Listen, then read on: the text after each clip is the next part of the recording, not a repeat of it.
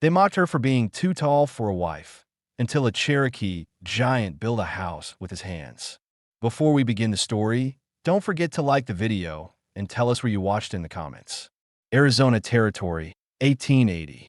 The town of Iron Ridge stood cracked and sun-bitten under a wide sky, a mining settlement built of stubborn wood, rusted nails, and the sweat of desperate men.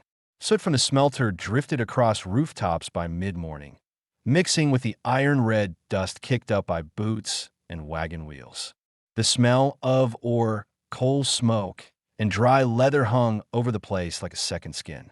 Ruth Camden stood inside the tailor's shack just off Main Street, her back straight, hands raw from hours of sewing through thick canvas and wool. She was tall, taller than most men in town, and broad across the shoulders, with a long face and unreadable eyes that rarely met another's for long. She moved without fuss, never hurried, never idle. Her dark brown hair was always pinned tight and low, never curled or ribboned. At 28, she'd buried both her parents and lived alone above the old telegraph office, working 6 days a week as a seamstress to keep herself from starving. The townspeople called her things behind her back: spinster, mule-shouldered, unwomanly. The more malicious ones said she scared suitors off just by standing still. She'd heard it all. That didn't mean it didn't sting. Every day, she kept her head down, did honest work, and left at dusk when the light softened enough to ease the strain in her eyes. Today was no different. Her fingers ached from threading hooks into a miner's torn frock coat, her lower back tight from hours on the stool. She folded the finished garments carefully, wrapped them in brown paper, and stepped outside with the quiet grace of someone who no longer expected anyone to say thank you. As the saloon doors flapped across the street, Ruth glanced over, out of habit more than interest. A man she didn't recognize was hauling a barrel off a freight wagon. He was enormous, not just tall, towering, wide-backed, thick-necked, and his movements were deliberate, exact. His black hair hung loose down his back. His shirt was buckskin, old but clean, the sleeves rolled to the elbow. When he turned slightly, she caught the profile of a man used to watching without being watched. He didn't look at her. That was new. Most men stared at Ruth, some curious, some mocking, others just looking for something to ridicule. This man didn't look at anyone. He loaded timber, hauled iron tools, handed coins to the blacksmith, and walked out of town as silently as he'd come in. She asked about him 2 days later, softly, while fitting cuffs on the banker's wife. Isaac Standing Bear, came to reply. Cherokee, lives alone past the North Fork. Trades lumber, tools. Doesn't talk. Another pause. They say he builds things with just rope and joinery. No nails. That night, Ruth walked home alone. The sun was already gone, and shadows from the stables stretched across the dry road. She heard voices behind her. Slurred. 2 men laughing too loud. She didn't turn around. Instead, she picked up her pace, fists clenched inside her coat pockets. Footsteps followed. One voice called her name, not kindly. She didn't know who they were, but she could smell the liquor on their breath before they got close. Her breath shortened. Her pulse hit hard against her ribs. She didn't run. That never helped. She stopped walking and turned, jaw set, ready to speak, to shout if needed. But someone was standing behind her. Not the men. Another figure, silent, large, unmoving. Isaac. He said nothing. Didn't touch anyone. Didn't threaten. He just stood there, eyes steady, hands loose at his sides. The miners stopped laughing. One mumbled something about not worth it, and they backed away without a fight. Ruth didn't speak either. She just stared at him for a second, trying to understand why he'd been there, what he expected, if anything. Her heart was still pounding, but not from fear anymore. It was something else. Relief, confusion, maybe shame that she needed anyone at all. He waited until she turned around again, then walked beside her the rest of the way. No words, just the sound of their boots on gravel and the wind skimming across the rooftops. When they reached her door, she looked up at him. Thank you. He gave a single nod. Then he turned and walked off into the dark without waiting for anything more. That night, Ruth sat by her small stove, staring into the fire, her sewing untouched. She felt strange. Shaken, yes, but not only that. For the first time in a long time, someone had shown up, not because they wanted something, not to gawk or mock, not to force kindness into some kind of favor, but simply to be there, to make sure nothing worse happened. The next morning, she baked a small loaf of bread. She didn't know why. She wrapped it in cloth and left it on the edge of the path beyond town, where the dirt gave way to pine needles. She didn't wait around to see if he took it. That evening, when she returned from work, there was a bundle of kindling stacked by her door, cut evenly, cleanly, bound with rope. Ruth stood there for several minutes, her hands still full of cloth. No one saw her smile. Not quite, but her face softened in a way it hadn't in years. Character, background, and amp. Purpose. Ruth Camden's only mission in life, so far, has been survival. With her father dead and no one left to protect her, she works tirelessly to earn her place in a world that never welcomed her. She doesn't trust easily. She doesn't expect kindness. Isaac Standing Bear lives by choice outside of society's walls. A Cherokee man with no patience for white men's towns. He trades only what's necessary and builds everything with his own hands. He doesn't speak unless needed. But when he sees Ruth follow that night, something quiet inside him stirs, a recognition, maybe, of another soul who's chosen silence over surrender. They're not looking for love. Neither would call what's beginning between them a courtship. But each of them recognizes something in the other: endurance, solitude, and the simple need for safety. This story doesn't begin with love. It begins with small acts of trust, set down one beside the other, like pine beams. Like stone, the first cold morning came sooner than usual that year. It settled into the town of Iron Ridge with a stillness that silenced even the early wagon wheels. The mine bell hadn't rung, yet when Ruth stepped outside, wrapped in her father's old wool coat, her breath already visible in the air. A pale frost lined the wooden planks of the walkways. Her boots crunched softly over it as she crossed to the seamstress shop, key clenched in a gloved hand. Inside, the coals from the stove were long dead. She lit a match and crouched down, feeding in slivers of wood and a bit of cloth scrap until the fire caught. As it warmed, her thoughts drifted, not to the work ahead, not to the whispering townsfolk, but to the bundle of kindling that had appeared by her door again that morning. Neat, tied with the same rope. She hadn't seen Isaac since that first night.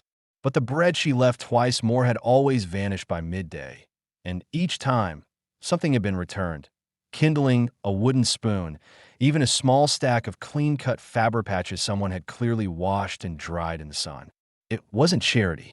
It didn't feel like it, at least. It felt like something exchanged, quiet offerings between two people who didn't know how to speak what they needed. By mid-morning, the shop door creaked open. A man entered without knocking. Deputy Rollins. Late 30s, lean, always wore his badge like he expected it to do more talking than he ever did. "You hear about the lumberman?" he asked, brushing off his sleeves. Ruth looked up from her work. "What about him?" "Standing Bear. Someone said he was building a house upriver. Big one. All by hand. No permit, no crew. People are saying it ain't right, him living that close to town, putting up something that size." Ruth didn't reply. She stitched a button into place, slowly, carefully. Rollins squinted at her. "You seen him around?" "No more than anyone else." He waited a beat too long, as if expecting something more. When it didn't come, he adjusted his collar and left, boots echoing on the boards. Once the door shut, Ruth exhaled sharply. The kind of breath you don't realize you've been holding until it's already left your body. He's building a house. That fact rolled around in her mind all day. Not a camp, not a shelter, a house, a choice to stay. Her hands moved faster on the needle. She finished the day's orders early, and when dusk came, she took the path north instead of home. Bread in her satchel, wrapped in a worn square of muslin. The dirt road bent around a bend in the river before sloping up toward the pines. Her boots sank lightly into the soft ground. Wind moved between the trees like a whisper. There were no lanterns, no signposts, just the scent of sawdust and smoke guiding her closer. She saw it before she heard him. The house stood halfway built, beams notched and joined into upright frames. The skeleton of a roof traced across the sky. A pile of stone waited near the back, likely for the hearth. And there, just past the frame, Isaac stood with an adze in his hand, shaping one of the support posts. He was bare-armed, even in the cold. His breath fogged the air with every swing. Ruth didn't speak. She just stood at the edge of the clearing, watching, not sure whether she should approach or turn back. He saw her. He didn't smile, didn't move toward her. But he stopped working and stood still, lowering the tool slowly, wiping his hand on his pant leg. She stepped forward. "I brought bread," she said. He nodded, motioned toward a flat stone near the fire pit, still warm. She set the bread down and sat, uninvited but not unwelcome. He poured hot water from a blackened tin kettle into 2 cups and handed her one. It tasted faintly of pine and smoke. She sipped. He watched the fire. After a long silence, she spoke again. "Is it just you building this?" "Yes," he said. A pause. Then, "Been working on it since late summer." "Why here?" His eyes flicked toward the river. "The land's old. Water's clean. Nobody bothers me out here." She nodded. That made sense. Another silence passed. This one easier. "I heard what the deputy said," she added after a moment. Isaac didn't react. Not visibly. He came to the shop. Asked questions. "Like you're a danger to someone." "I'm used to it."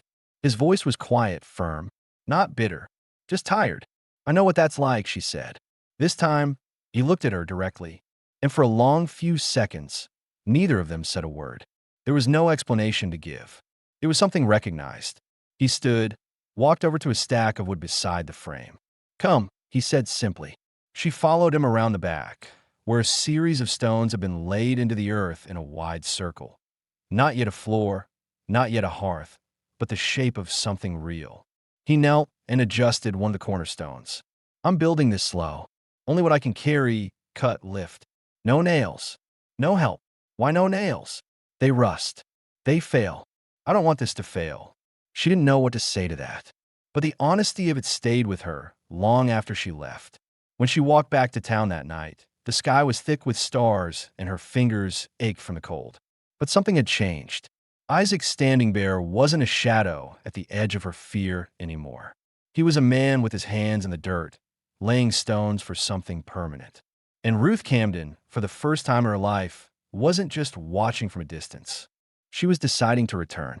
Ruth returned to the clearing 3 days later, not because she had an excuse, but because the silence of her own small room had started to feel heavier than usual. The corners felt too sharp, the stove too loud, the quiet, once comforting, now pressed in close. She left town with her coat buttoned to the throat and a cloth bundle under her arm, some boiled eggs, a small tin of lard, and a patched dish towel she didn't expect to be returned.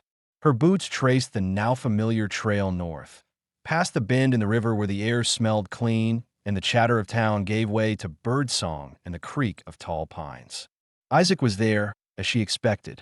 He was smoothing down one of the main beams that would brace the roof, a block plane gliding back and forth with steady rhythm.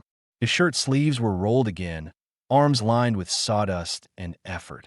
He didn't glance up when she stepped into the clearing, but his body stilled for a moment, acknowledging her presence before the motion resumed. She set the food down near the fire pit. When he finally joined her, he didn't say thank you. That didn't bother her. It wasn't about gratitude. It was about continuity. They shared the meal without conversation, passing the eggs and bread between them. When they were done, he rinsed the cups in the river. Ruth took a deep breath, looked at the house. "Why build it now?" she asked. Isaac wiped his hands on his trousers and stood beside her, facing the unfinished frame. "Last winter," he said, "I almost lost my foot. Frostbite. Tent caved in during a storm. Took a week to recover." He didn't speak the rest aloud, but she understood it. "I won't let that happen again." "You could have stayed in town," she said, though even as she said it, she knew how foolish it sounded. Isaac looked over at her then. "Town doesn't want me." It wasn't bitterness. It was fact. She nodded. He spoke again, slower this time, choosing words like they cost something. "My father fought a horseshoe bend. They called him a savage. My mother walked west with bleeding feet after the Treaty of New Echota. I was born in Georgia, raised in Tennessee, moved west when the last of my family starved." He paused. "I don't expect to be welcomed." but I do expect to be left alone. Ruth swallowed hard. Her throat tightened, and when they don't, his jaw flexed once. I build farther out. The wind shifted. The pine branches overhead creaked against one another. Ruth didn't speak for a long time. She just stood beside him, staring at the beams and the careful notches cut into each piece. Each one matched with the next, as if part of a living puzzle. It was work done by someone who planned, someone who endured. She looked down at her own hands, calloused, scarred from needles and kitchen blades. Then back at the frame. "Could I help?" she asked. Isaac turned.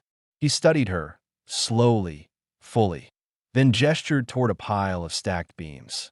"You know how to use a draw knife?" "No, but I learned quick."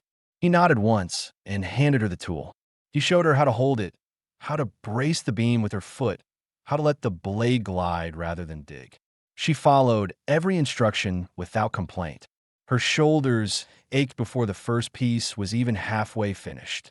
By nightfall, the air had turned colder and her hands were stiff. But her beam sat beside the others, rougher, slower cut, but usable. "You did fine," he said finally. Ruth felt a flush of something unexpected. Not pride, exactly, something quieter. Satisfaction, maybe, like being part of something she hadn't known she'd been missing. "Will you come back tomorrow?" he asked. The question was plain, not a request, not a demand, just possibility laid flat. She nodded. Yes. The next morning, Ruth told Miss Avery, the widow who ran the general store, that she'd be closing the shop 2 days a week through winter. "I have work up north," she said. "Private client." Miss Avery narrowed her eyes, but said nothing. She'd never known Ruth to lie, or to explain herself. By mid-afternoon, Ruth was back in the clearing, sleeves rolled, hair tied back, learning how to lift and brace roof beams with a tension rope and pulley. Isaac barely spoke, but when he did, it was always to the point. "Watch your fingers. Don't lean your weight on the wet side. Tie that knot twice." She listened. She did what was needed. By the end of the week, she could notch a brace clean through without asking how. He didn't compliment her, but when she arrived each day, there was already a cup set out, a rope coil waiting at her size, a pile of cloth at the edge of the stone ring to sit on during break. The town noticed her absences. Miss Avery asked again. Deputy Rollins stopped her on Main Street, hands on his hips, looking too interested. "You been going north?" "Yes." "With the Cherokee?" "Yes." "You working for him, or something else?" Ruth held his stare. "What do you think I'm doing?" He didn't answer. She walked past him without another word. That night, she and Isaac ate salted pork by the fire pit, watching sparks disappear into the cold sky. The house was taking shape now. Rafters joined, beams locked, stones for the hearth stacked waist high. "I've never had anyone build anything for me," she said quietly. Isaac stirred the coals. "I'm not building it for you." She nodded, not offended. "I know, but you can stay in it." He didn't look at her when he said it. He just said it. She swallowed. The fire popped. The night was silent again. That was the first night she stayed past dark. The first night she dozed sitting up by the fire, head against a beam that would one day be a wall. When she woke, a blanket was draped over her shoulders, the kettle warming nearby. There was no need to ask who had done it. She folded the blanket carefully and went home just before sunrise, smoke from the town chimneys rising against a pale desert sky. And for the first time, the streets of Iron Ridge looked small behind her. The real work had begun elsewhere. The first snow came earlier than anyone had predicted. Thin flakes dusted the roofs of Iron Ridge before dawn and melted by midday. But it was enough to remind the townsfolk that winter wouldn't wait for their comfort. At the seamstress shop, the windows began to frost around the corners. Wood was stacked high near stoves, and prices at the general store crept upward with each passing week. Ruth began wearing her father's old gloves during the walk north. The trail, once soft with river mud, had frozen in patches. Her pace had to adjust, slower, more careful.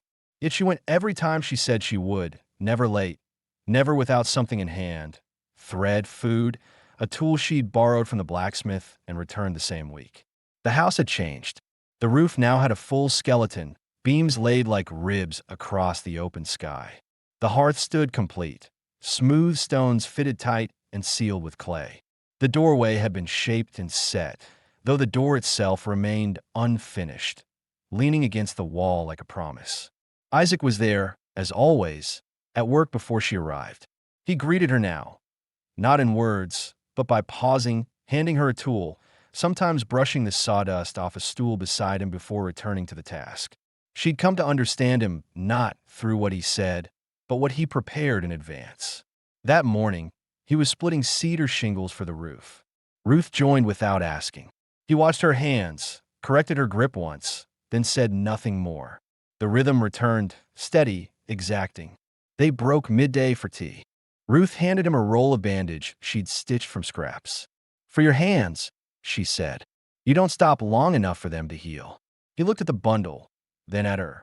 His palms were red and cracked, 2 knuckles bruised. He took the cloth and nodded. "Thanks." It was one of the few times he'd spoken first that week. Ruth sipped her tea. "Do you ever miss the place you came from?" Isaac looked toward the trees. "No." "Why?" "Because it never wanted me." Ruth hesitated. "I know what that's like." He turned to her then, and for a moment, his silence wasn't distance. It was recognition. She continued. "My father worked for the railroad. We moved a lot. I was always too tall, too quiet, not what people expected.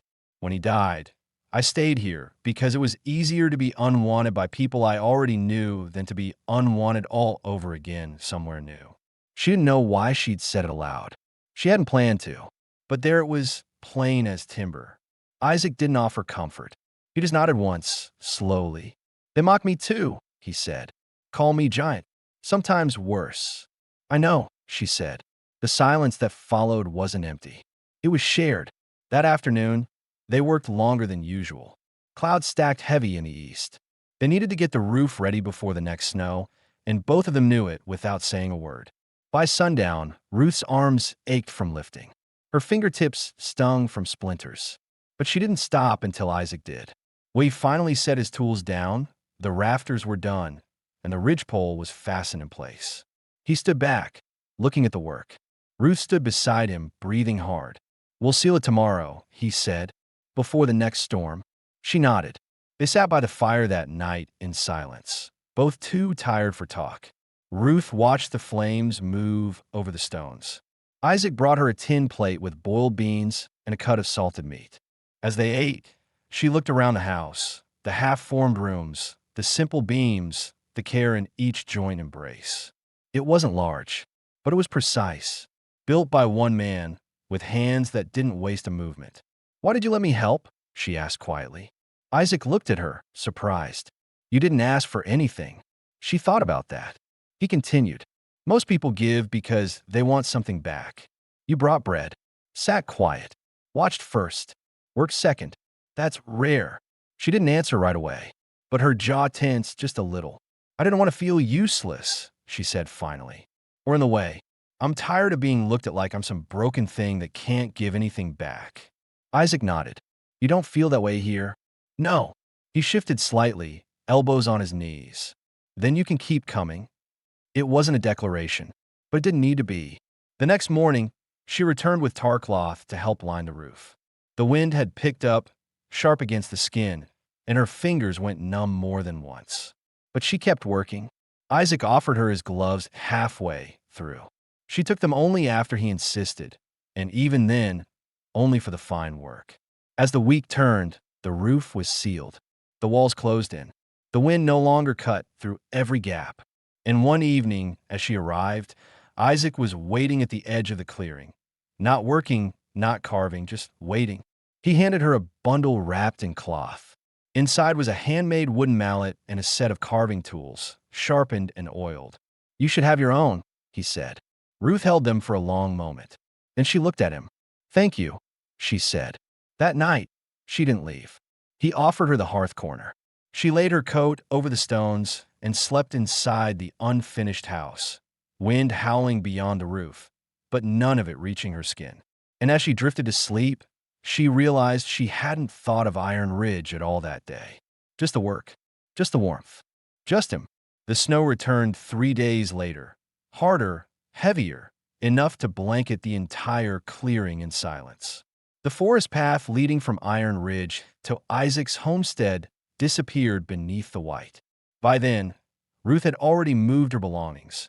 2 skirts, a heavy coat, her father's old Bible, and a tin box she kept thread, scissors, and needles in. She didn't make a show of it. She simply packed, left the apartment above the telegraph office before first light, and walked north without saying goodbye. The house wasn't finished yet. The door was still a tarp nail between frames, and only one of the windows had glass. But it was warmer than the seamstress room ever had been, and no one here asked why she walked with her head high or why her boots were worn out before spring. Inside, the hearth crackled with steady flame. The bedrolls were placed near the inner wall, dry and layered with wool. Isaac had added shelves made from scrap pine. On one sat a jar of honey, a tin of flour, and a small sack of beans. It wasn't abundance, but it was honest. That morning, Ruth stirred the hearth while Isaac checked the roof. She wrapped her shawl around her shoulders, set the kettle to boil, and began sorting scraps of fabric into neat piles on the table he'd built her, a table low and wide, perfect for cutting. She glanced up at him through the open rafters as he worked. Snow collected in his hair, on his shoulders, and he didn't bother brushing it off. The man was tireless. She knew that now. Quiet, watchful, and deeply aware of the weight of every decision. When he came back down, he sat across from her and poured hot water into 2 mugs. "You left town," he said simply. "I did." He waited, letting the silence fill with her choice to continue. "I was done being watched, judged. There's nothing left for me there. People will talk. They already did." He looked at her, steady, not questioning, just listening. "I'd rather be here," she added, "doing work that matters, next to someone who sees me for what I can do, not what I look like." Isaac didn't nod. He didn't have to. The understanding was already there. After breakfast, they began setting the window frames, one at the rear, facing the tree line, and the other just above the table, where morning light could reach her sewing. It was slow work. Ruth measured and held each board while Isaac drove in dowels with the mallet he'd carved her name into. He didn't ask before doing it. She found the letters by accident later that night, just beneath the handle.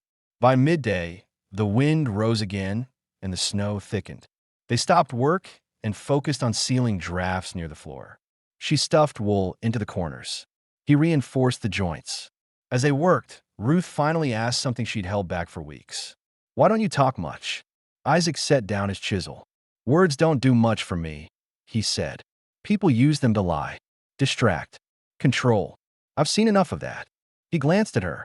"I say what needs to be said, not more." She accepted that without argument. "But," he added after a pause, "I listen." That much she knew to be true. They didn't speak again until nightfall. As the fire burned low, Isaac stood from his seat and walked outside, boots crunching in the snow. He returned with a crate of dry wood and something else wrapped in cloth. He unrolled it carefully on the table. Wooden planks, cut and carved. A door, unassembled but nearly done. He'd been working on it in secret. Ruth reached out, touched the smooth grain. "When will it be ready?" "Tomorrow," he said. "You built this with just hand tools. Same as the house." She traced her fingers along one of the panels. "This is a good door," she said quietly. Isaac met her eyes. "You deserve one that shuts." That stopped her. Not for the craftsmanship, not even for the sentiment, but because he understood. The house wasn't just a shelter from weather. It was a line drawn between the world and the people they were becoming inside it. That night, she couldn't sleep. She lay on her side, listening to the fire, watching the flicker of light across the unfinished ceiling. Isaac was only a few feet away, arms folded, breath deep and even. He hadn't asked her for anything. Not her story, not her promise, just her presence. That was new. She turned toward the fire, closed her eyes. She hadn't thought about marriage in years. And yet, lying there beneath that half-built roof, she didn't feel alone, or broken, or too tall. She felt useful. The next morning, the wind was calm, the sky clear. Isaac installed the door just after breakfast, fitting it into place with a precision she couldn't help but admire. When he finished, he stepped back and said nothing. Ruth stood in the doorway, one hand on the latch. It was solid, smooth, heavy in a good way. She turned back toward him. "You built this house to survive the winter. Yes. And me? He paused. I didn't know you'd come. But I did. Yes. So what now? He took a breath. Not deep. Not nervous. Just enough to ground the moment. You can stay. As long as you want. It wasn't romantic. It wasn't formal. But in Isaac Standing Bear's way, it was as close to a vow as anything he'd ever said. Ruth didn't smile. Not fully. But her hand stayed on the latch. And she didn't let go. The days shortened quickly after the door was hung. By late afternoon, the clearing fell into shadow. Ruth began lighting the oil lantern by 4 o'clock and pulling the shutters closed before supper. The warmth inside the house held steady now, thanks to the hearth and Isaac's thick insulation work. Still, she layered blankets over the doorway and stitched draft stoppers for the floorboards, not out of complaint, but out of habit. She'd never lived in a home someone had built with care, and she intended to respect every inch of it. Outside, the snow deepened. They dug narrow trenches from the house to the woodpile and to the stream, both lined with stone so they wouldn't freeze over too quickly. Isaac didn't speak much during the labor, but he always walked in front, breaking the snow with his boots, watching for ice. He handed her tools without being asked and noticed when her gloves were worn thin. One morning, a new pair appeared by her bedside, buckskin, lined with rabbit fur. "You made these?" she asked. He just nodded. Inside the house, a rhythm had settled. In the mornings, Ruth boiled water, swept ash from the hearth, and set bread to rise while Isaac sharpened tools or worked on small repairs. In the afternoons, she mended clothing and stitched blankets from scraps while he carved furniture, slow, exact, with a kind of quiet reverence. They ate side by side at the table he'd built, shoulders nearly touching but never quite. No rituals, no labels, but the routine itself was a kind of understanding. Still, questions hung between them, ones Ruth hadn't asked yet. Who Isaac's people were, if he had family, why he'd come this far west alone, whether he planned to stay beyond this winter. One night, when the snow was thick enough to block the door entirely, she finally broke the silence. "Why here?" she asked, keeping her voice low. "This spot, this land." Isaac stirred the fire with a poker. "Because it's quiet. Because no one owns it yet. You think that'll last?" He shrugged. "It lasts as long as it needs to. Until someone from town rides out here with a deed in hand. Maybe. Would you leave?" He looked at her now, expression calm but serious. "If I had to?" She didn't like the answer, but it was honest. "You said your family was from Tennessee," she continued. "But you never said if any of them are still alive." "They're not." She waited, gave him room. "My father died from lung rot when I was 16. My mother 2 years later. I had a younger brother. He was taken in by a mission. I haven't seen him since." Ruth swallowed. "You never try to find him?" Isaac's jaw tightened slightly. "I did. They moved him. Changed his name." The trail went cold. That was the most she'd ever heard him say at once. She didn't push further. "I'm sorry," she said. He nodded. "Me too." Then he added, "But I'm not alone anymore." The words caught her off guard, not just because he said them, but because he meant them without condition. She didn't reply. Instead, she reached for another log and fed it into the fire. That night, Ruth slept closer to the hearth. The wind screamed against the walls, but inside the house, everything stayed still. Safe. The kind of stillness that came not from silence, but from certainty. 2 days later, the storm broke. The sky cleared, and the sun returned briefly, glittering off the frozen ground. Isaac strapped on his boots and said they needed to check the snare lines. "Game won't come close if they're buried," he explained. "I'll go with you," Ruth said, already pulling on her coat. The forest beyond the clearing had changed. Deeper snow, broken branches, signs of animals rooting through shallow drifts. Isaac led, Ruth followed. The trail was narrow, but the snares were still there. A rabbit hung in one. The others had been sprung and left empty. She watched him work, quick, efficient, no wasted movement. "You've done this a long time," she said. "Since I could walk." They gathered what they could and headed back just before dusk. As they approached the house, Ruth stopped walking. She stood still, boots in the snow, staring ahead. There were boot prints near the door. Not Isaac's. She looked to him. His face hardened. They didn't speak. Isaac moved to the house slowly, hand on his belt knife. The door wasn't forced. Nothing inside was broken, but the chairs had been moved slightly. A tin cup was on the floor near the hearth. Someone had been inside. Not for long, not to steal, just to look. He picked up the cup, turned it in his hand, then set it down quietly. "They'll be back," he said. "Boo, town men. Curious. Or worse." Ruth nodded. "So what do we do?" Isaac looked at the door. "We finish the shutters, and we start locking up at night." That evening, as the wind picked up again, Ruth sat at the table and mended a jacket. Isaac reinforced the door with a crossbar from inside. Neither said much, but something had shifted. Ruth could feel it in her chest, a pressure she couldn't name. The house had been a refuge.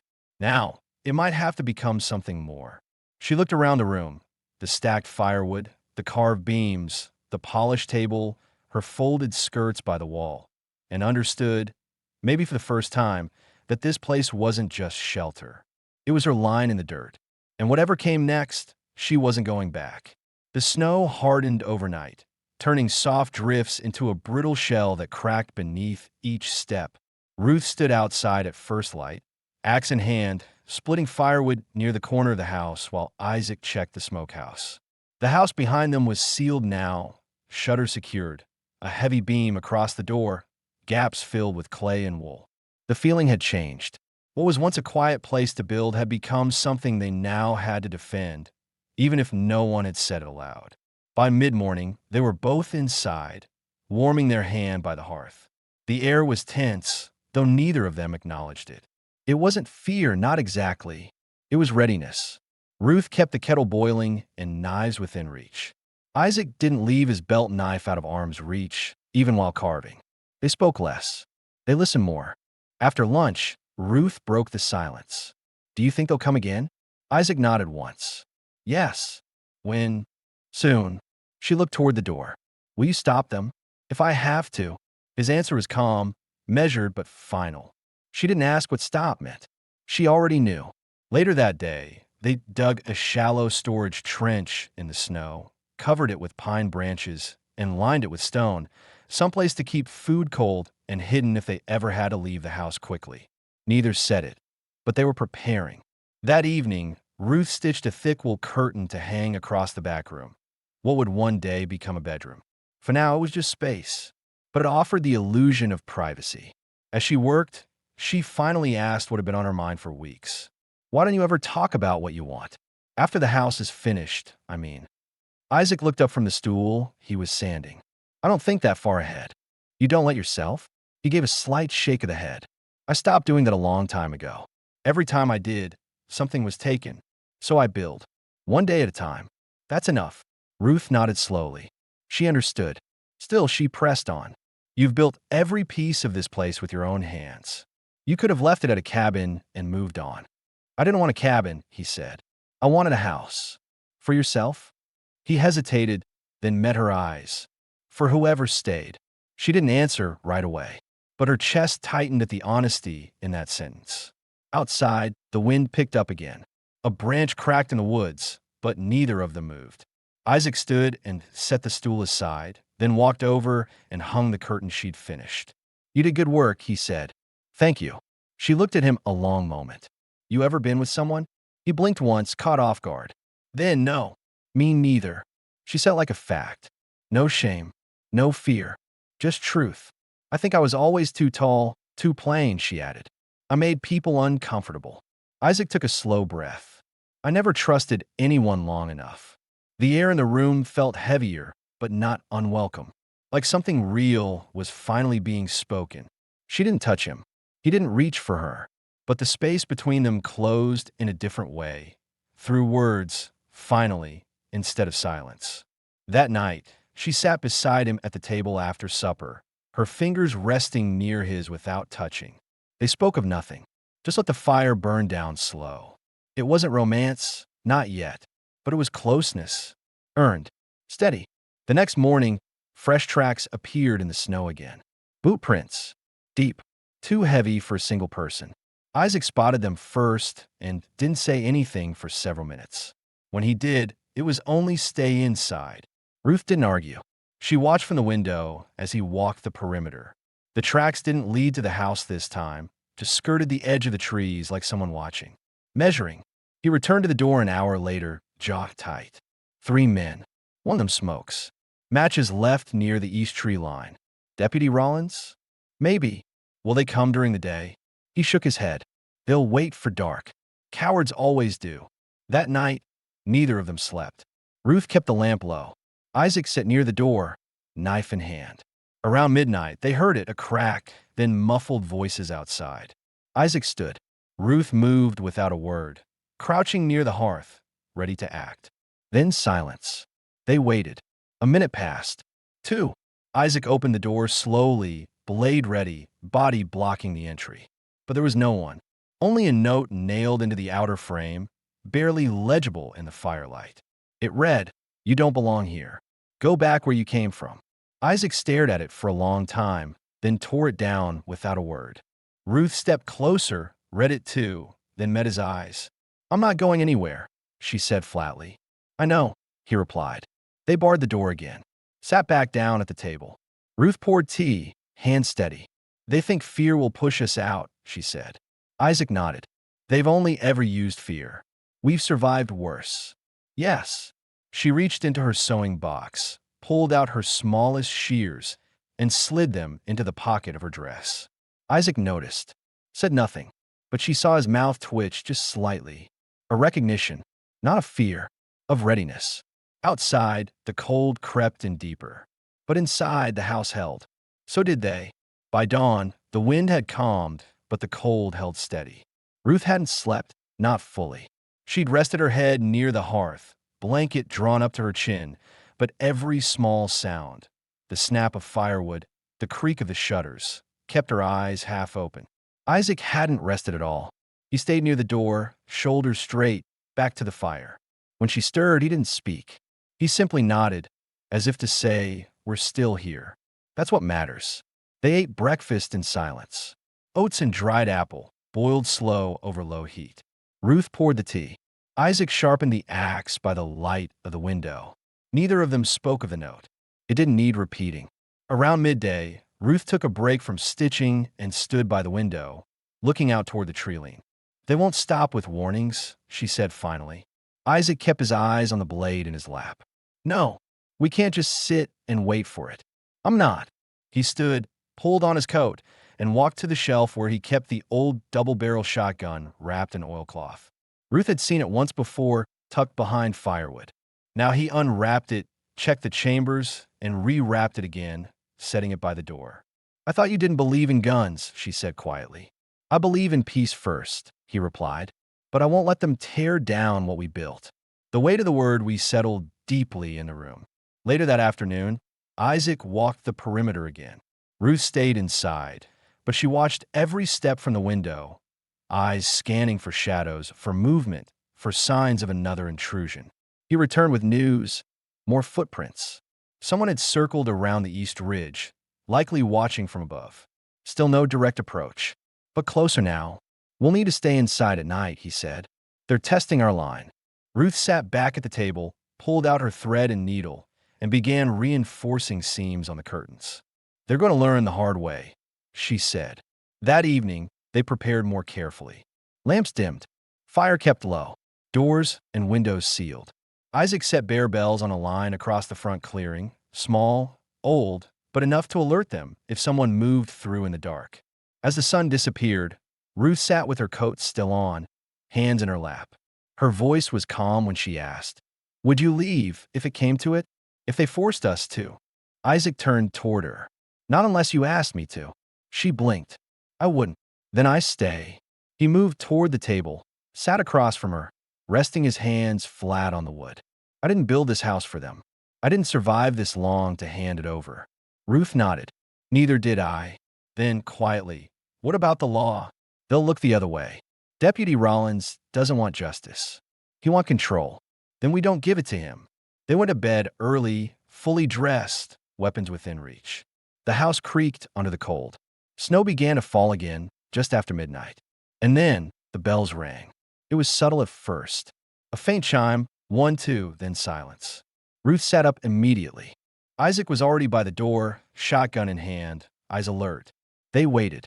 Footsteps, light ones, crunched in the snow just outside the window. Then whispers. Then the unmistakable sound of wood scraping against the sidewall. Someone was testing the frame. Isaac unlatched the door slowly, swung it open with force, and stepped out into the dark. Ruth followed, staying low near the wall, her hand on the small axe they kept inside the doorframe. Two figures stood just beyond the edge of the clearing, neither masked, neither armed. One was Deputy Rollins. "Well now," Rollins said, arms crossed. "Didn't expect you to come out so quick." Isaac said nothing. "You know," the deputy continued, "we got some concerns about this place. About squatters. About people setting up where they don't belong." Isaac stepped forward once. "This land isn't claimed." Rollins smirked. "Ain't officially claimed, no, but it's mighty close to town. Folks feel nervous, especially with company." His eyes slid to Ruth. She didn't flinch. Isaac's voice didn't rise. "You're here to threaten. I'm here to prevent trouble. This place isn't welcome, Standing Bear. You know that." Isaac didn't move. "I don't need welcome. Just silence." Rollins didn't like that. His jaw tightened, but he didn't reach for his weapon. "I'll be back with papers," he said. "Claims. Boundaries. A judge's mark. Then we'll see how long you stay." Ruth stepped forward, voice steady. "You don't scare us." Rollins didn't reply. He just turned and walked off, boots crunching through snow, his companion trailing behind. When they were gone, Ruth exhaled. Her hands had gone cold. Inside, Isaac rebarred the door. They sat down again, neither speaking for several minutes. Finally, Ruth whispered, "They'll lie. Forge papers. Try to make us the problem." Isaac nodded. "Then we'll be ready." She turned toward him. "If they come back with more men, we don't run." She believed him. That night, they didn't sleep again. But neither did they drift into fear. The fire burned steady. Their weapons were near, but untouched. They weren't just surviving anymore. They were defending something they'd built with their own hands. And neither of them would give it up quietly. The days that followed passed in a slow tension. Nothing happened, not right away. No riders returned. No shots rang out. But the air around the house felt changed, like something watching from just beyond the trees. Isaac made no assumptions. Every morning, he checked the perimeter, walked the tree line, scanned for tracks. Ruth kept the house prepared, firewood stacked, knives sharpened, food rationed tighter than before.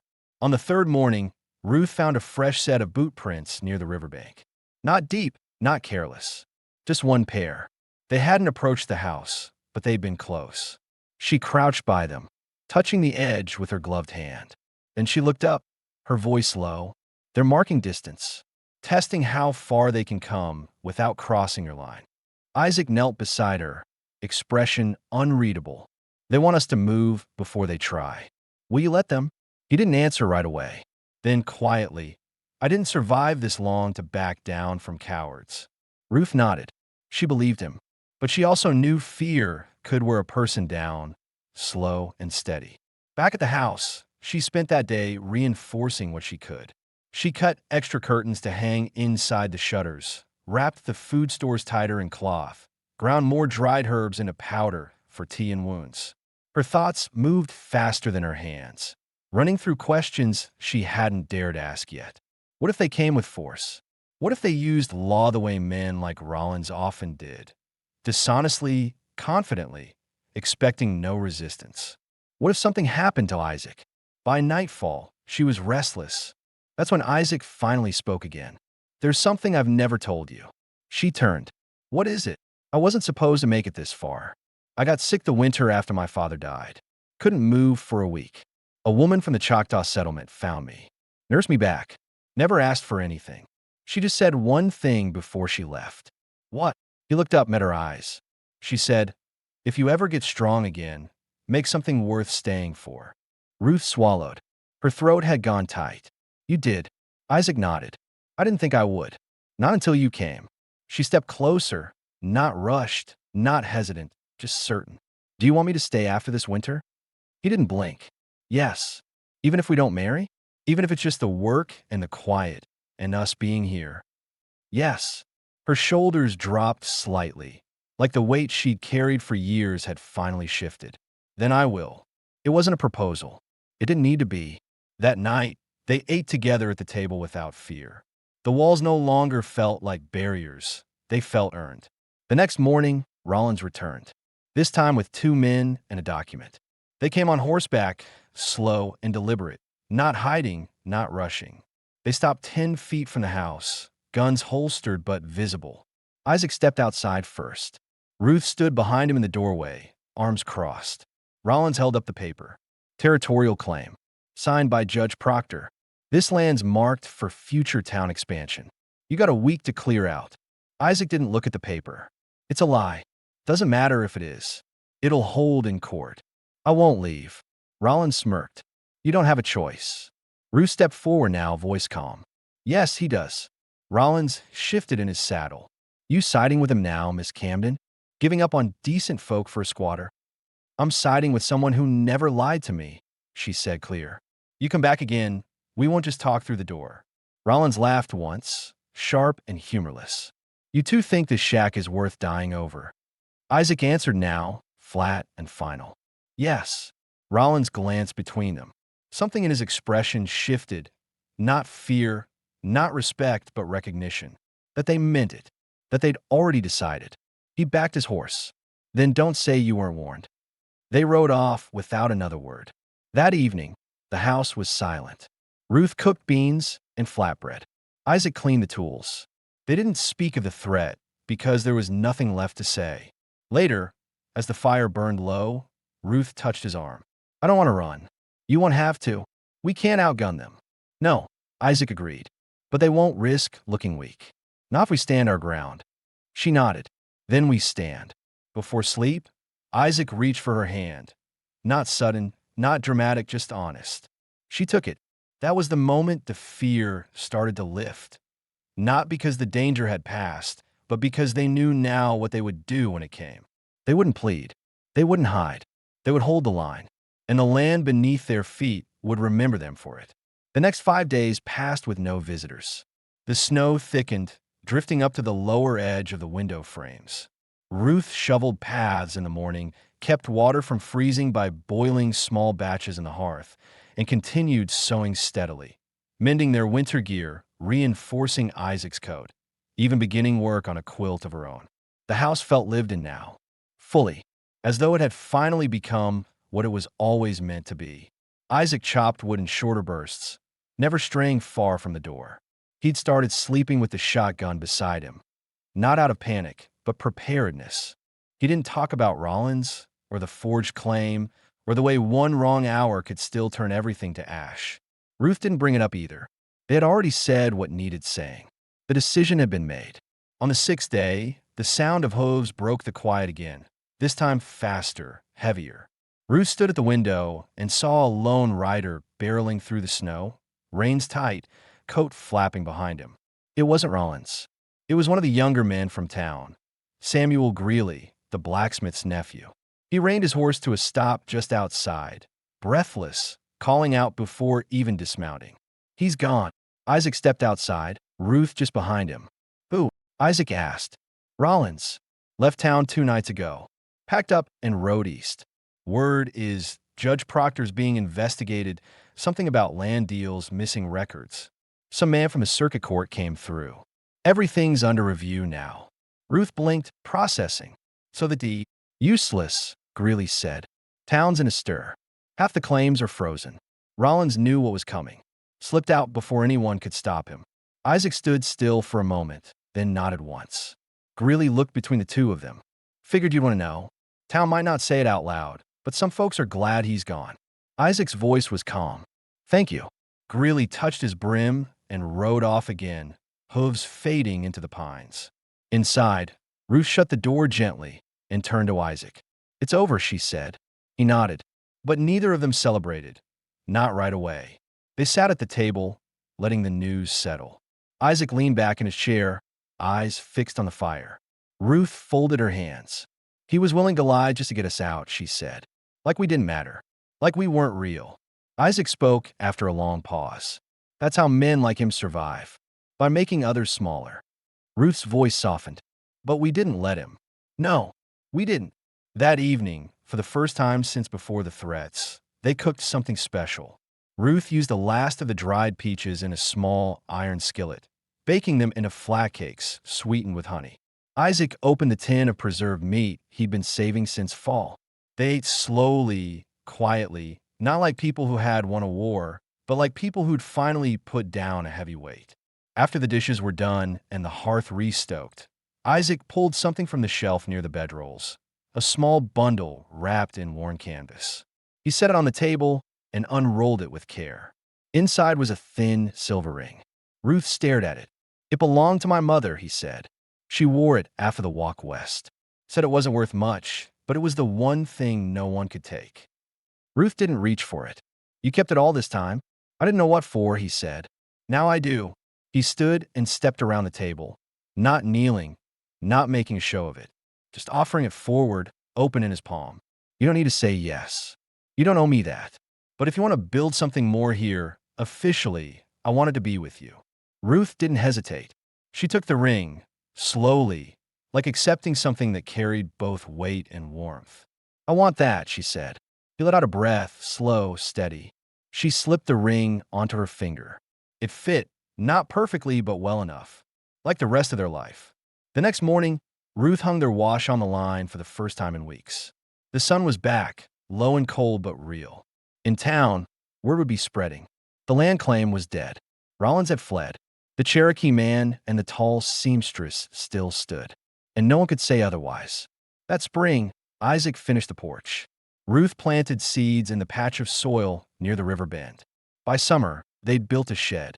By fall, townsfolk had begun coming up the trail, not to threaten, but to ask for lumber or cloth or help with a stubborn beam. Some asked if they'd be hiring. Others brought food. Most stayed quiet when Ruth answered the door. Some looked down. Others apologized, wordlessly, with lowered eyes or small offerings. She never said much in return. She didn't need to.